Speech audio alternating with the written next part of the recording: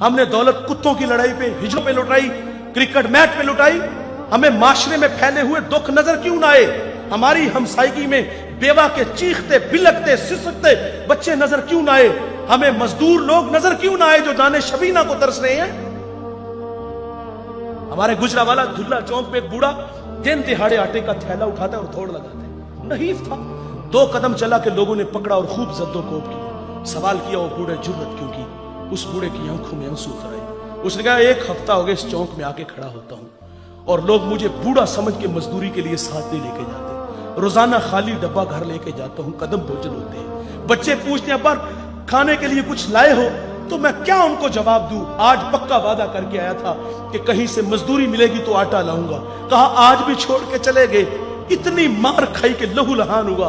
अगर वो बूढ़ा मर जाता ना गुर्बत की वजह से, तो फिर उसी मोहल्ले से बड़े सखी निकलने थे। किसी ने कहना कफन मेरी तरफ से, और जब जिंदा था पैबंद लगे कपड़े तेरे सामने पहन के गुजरता था। तेरी दौलत का कद इतना ऊंचा था कि तुझे वो नजर ना आया। आज मर गया तो चिट्टा लिबास ले आया। फिर मोहल्ले से और भी सखी निकलते हैं, कुल 10वां 40वें की रोटी हमारी तरफ से।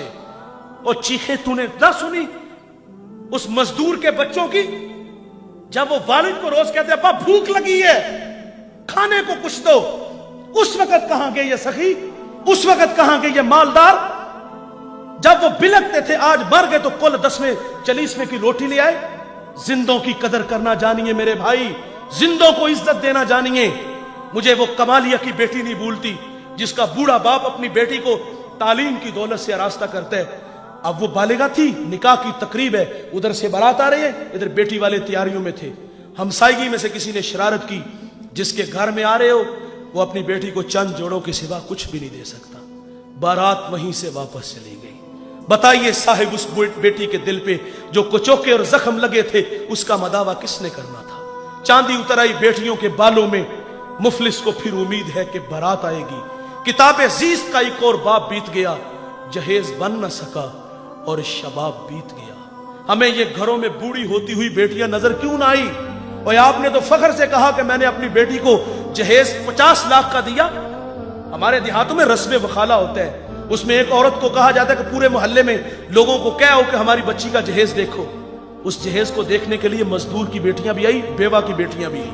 जब रात वापस आती है ना, वालिद आता है, तो वो मासूम बच्चियां होती हैं, अपने वालिद को सुनाती है कहानी कि अब्बा उसने अपनी बेटी को जो पहले दिन कपड़े पहनाने हैं उसका ऊपर रेट लिखा हुआ था, 2.5 लाख का सूट था।